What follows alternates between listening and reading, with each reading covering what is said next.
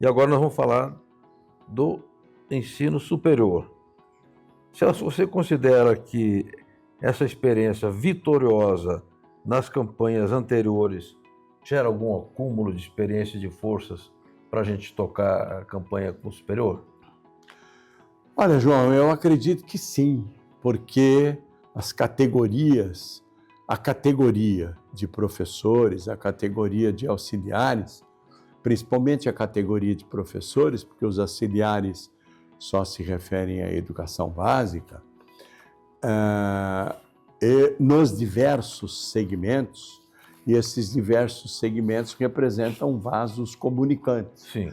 Então, não é difícil que o mesmo professor ou a mesma professora atue no Sistema S, atue na educação básica e também atue no ensino superior. E toda essa campanha que foi feita e foi divulgada, tanto pela comunicação da federação, com muita propriedade, e pela comunicação dos sindicatos, ela repercutiu em todos os segmentos, repercutiu inclusive no ensino superior. E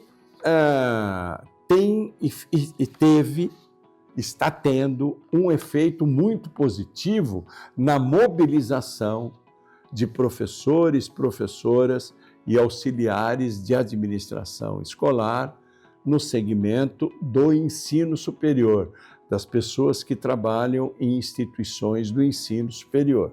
Tá. Então, creio que sim, que esse movimento todo, essa vitória que foi alcançada, também repercute positivamente na mobilização para o ensino superior.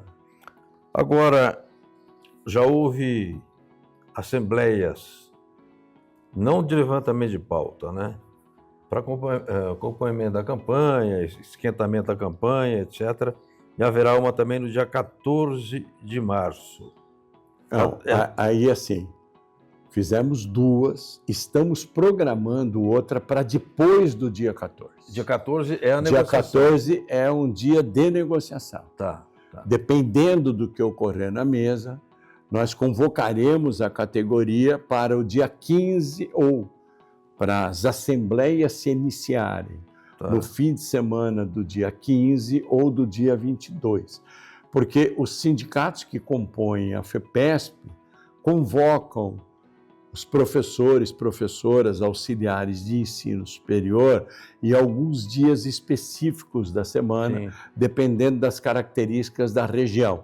Aqui em São Paulo, o melhor dia para convocar assembleia de professores e professoras do ensino superior é quinta-feira. E por que quinta? Porque virou tradicional. Entendi. Ficou tradicional. Como há sempre professores e professoras que trabalham manhã e noite, e também no sábado há vários cursos superiores que têm aulas aos sábados, e o período da tarde é um período, vou chamar de mais ocioso para o ensino superior. Então, os professores têm mais possibilidade de atender ao chamamento, às convocações da Assembleia. E já desde do ano passado e do ano anterior, a quinta-feira aqui em São Paulo se transformou num dia tradicional de convocação para a Assembleia. Assim como há outros sindicatos que costumam fazer assembleia de segunda-feira, que é o dia mais favorável para eles na região deles. Aqui em São Paulo, geralmente não. Foi estabelecido que é quinta-feira, professores e professoras sempre compareceram ao chamamento. Agora, no caso da negociação entre a categoria profissional e a categoria econômica, quer dizer que o patronato, nesse caso, tem um sindicato. O patronato tem um sindicato que o representa, que é o SEMESP. É o sindicato de mantenedoras de estabelecimentos do Estado de São Paulo, o SEMESP. E o SEMESP é que representa as instituições de ensino superior. Perfeito. que compôs uma comissão de negociação, Tá. este ano, com mais de 20 membros da comissão. É uma verdadeira assembleia. É um comício, eu diria. Como as reuniões têm sido híbridas, Sim. onde há representantes que comparecem presencialmente e remotamente, as instituições do ensino superior, do interior, inclusive, se credenciaram para estarem representadas ou para participarem das negociações. O que eu reputo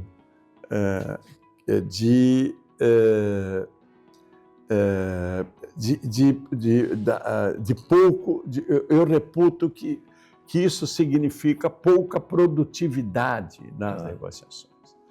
Por isso que, numa primeira reunião, nós fizemos questão de estabelecer regras. Tá. Em primeiro lugar, eu quis saber quais são as instituições que participam da comissão. Em segundo lugar, não há suplência, não há substituição. Entendi. Porque uma pessoa começa a negociar, no meio do caminho troca João por José, Tá certo. é lógico que não vai haver o acúmulo de negociação. E terceiro lugar, que poucas pessoas se posicionassem. Então, apenas algumas pessoas é que são os porta-vozes, porque não dá para você negociar com 20 pessoas, 20 e tantas pessoas. No nosso caso, nós temos uma comissão de 5 representantes.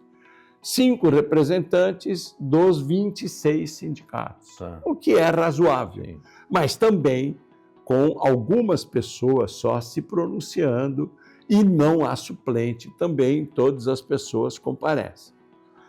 Sempre, se não puder comparecer, não pode ser substituído. Mas, no caso do ensino superior, as negociações foram bem diferentes. Agora, no superior, primeira reivindicação, segunda reivindicação, terceira reivindicação, do segmento qualquer. A nossa reivindicação é, em primeiro lugar, aumento real. Tá. Neste último ano, nós conseguimos um aumento real de 0,8% sobre a média das inflações, FIPE e INPC, mas valendo a partir de janeiro de 25. Tá. A data base é março. Sim. Lógico que está incorporada no nosso salário, mas ela passou a vigorar a partir de janeiro. Então, no período de convenção coletiva, nós tivemos vou chamar de aumento real desse aditivo de 0,8 nos meses de janeiro e fevereiro. Esse fato sempre provoca alguma dificuldade, porque, embora foi o único jeito que nós tivemos para ter aumento real. Mas ele traz dificuldade na medida em que as instituições dizem, puxa, acabei de reajustar em 0,8, você quer mais ainda, entendeu? Mas a gente já sabia disso e tratou de colocar essa questão de uma maneira correta para que isso não fosse alegado como dificuldade. Bom, além disso, nós queremos agora um aumento real efetivo que nós estamos chamando de um pacote de remuneração. Então, além da reposição inflacionária, que esse ano é 4,69%, que é o período de março de 2024 a fevereiro de 2025, que corresponde à média aritmética dos índices de INPC e FIPE, 4,69%. Além dos 4,69%, nós queremos um aumento de poder aquisitivo. Entendi. Nós estamos considerando isso ou denominando esse pacote como um aumento de poder aquisitivo. Sim. E como pode se dar esse aumento de poder aquisitivo? De várias maneiras. Com aumento real no salário, Sim. com participação nos resultados. A grande maioria das instituições de ensino superior são com fins lucrativos, Sim. principalmente aquelas grandes organizações mercantis, que têm ações na Bolsa, até de Nova York. Então, eles têm benefícios fiscais se concederem participação nos resultados. Pode ser com a adoção de novos benefícios, Sim, como sim. vale-refeição ou vale-alimentação. Então, pode ser também um aumento na hora-atividade. Sim. Hora-atividade é o pagamento que nós temos pela elaboração de materiais para as nossas aulas, além de elaboração de provas, correção de provas, exercícios, etc. Esse índice está em 5% do salário. Tá. Então, pode haver um aumento aí, também na hora-atividade. Oferecemos essas possibilidades todas para que exista um aumento de poder aquisitivo. Além disso, queremos manter a convenção coletiva. Tá. Porque o ano passado nós tivemos uma ameaça de retirada de alguns direitos, mas estávamos com a convenção coletiva vigente até fevereiro desse ano. Fechamos um acordo em função do dissídio coletivo, que entrou em 2022, que englobou 3 anos, 22, 23 e 24. Tá.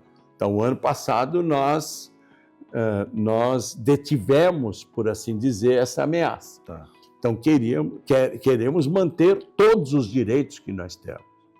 É o único estado em que o professor tem plano de saúde, Tá. pago pela instituição. É o único estado com férias e recesso. Tá. Férias de 30 dias coletivas e recesso de 30 dias sem trabalho. O plano de saúde não tem coparticipação. Pode haver coparticipação, mas se a instituição instituiu coparticipação, teve que dar um acréscimo de 0,86% no salário, Entendi. que se mantém até agora. Mas isso foi introduzido, se não me engano, em 2020. Tá. Em 2019, se não me engano, ainda antes da pandemia. Então, ainda hoje, se a instituição não tem coparticipação e introduzir coparticipação, ela tem que aumentar o salário em 0,86%. E vou lhe dizer que foram poucas instituições que aderiram à coparticipação, Tá. de 2019 para cá. Então, o plano de saúde é importante. É importante também uma conquista de bolsa de estudo. Tá. Qualquer professor ou professora do ensino superior tem bolsa de estudo para si, no caso de qualificação, Sim, sim. pós-graduação, etc., e para seus dependentes também. Aliás, No máximo 2 bolsas Sim, mas, para si e para seus mas dependentes. é uma cláusula preciosa essa, hein? Independente do número de aulas, João. Tá. O que não acontece no Brasil todo. Quer dizer, se eu dou 10 aulas, eu tenho direito a 2 bolsas. Tá. Se eu der 40 aulas, eu também tenho direito a 2 bolsas. Se eu der 5 aulas, eu tenho direito a 2 bolsas. Por quê? O número de aulas não depende do professor. O número de aulas depende do currículo da instituição, da matriz curricular. Então, pode ser que a disciplina da qual eu seja o titular, na matriz curricular só tenha 5 aulas para eu dar, 6 aulas. E aí eu não posso... não posso ser penalizado nos benefícios. Tá. Então, como este é o único estado do país e a vantagem, o nosso grande patrimônio é que esta convenção coletiva é de âmbito estadual. Tá. Por isso que as negociações são coordenadas pela FEPESP, é um texto único. Isso não acontece no país todo também. Há variações de textos em relação às regiões do Sim. Estado. No alfatiamento da É, Minas, por exemplo, tem um sindicato só de professores do Estado, mas há várias representações patronais. Então, tem uma convenção com um segmento numa região de Minas, tem outra em outra região e assim por diante. Rio de Janeiro, você tem um sindicato no município do Rio, outros sindicatos em outros municípios que fecham outras convenções ou acordos. Então, este é um texto, e eu estava dizendo que é o nosso grande patrimônio, tem um texto unificado para o país todo. Então, queremos manter essas reivindicações, essas conquistas, porque já sabíamos de antemão que sofreríamos ataque nessas cláusulas. Queremos estabelecer um piso salarial. Por incrível que pareça, somos um dos poucos estados, ao contrário, que não temos piso salarial para o ensino superior.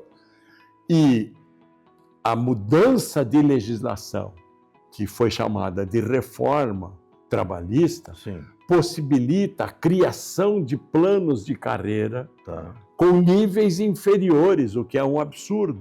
E uma empresa pode elaborar outro plano de carreira ou outros planos de carreira, quantas ela quiser, sem pedir satisfação para ninguém.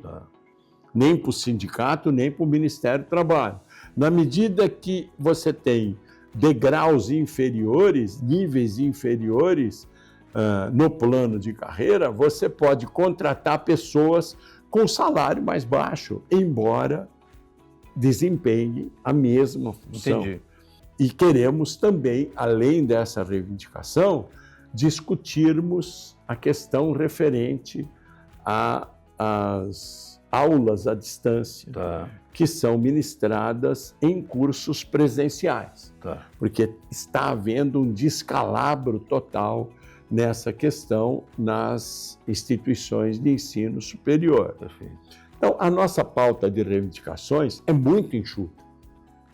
E algumas questões de alguns arranjos em algumas cláusulas. Por exemplo, uma reivindicação tradicional é ter licença maternidade por 180 dias. Isso é uma reivindicação antiga, justíssima, mas as escolas não abrem mão disso, né? Então, queremos uma estabilidade maior para depois da licença gestante. Queremos um aumento na paternidade, na auxílio, na licença paternidade, depois do filho, de 5 para 10 dias. Algumas outras questões que compõem a pauta, mas ela é muito enxuta. Mas fomos surpreendidos nessa campanha salarial, nessas negociações, pelo sindicato patronal. Perfeito.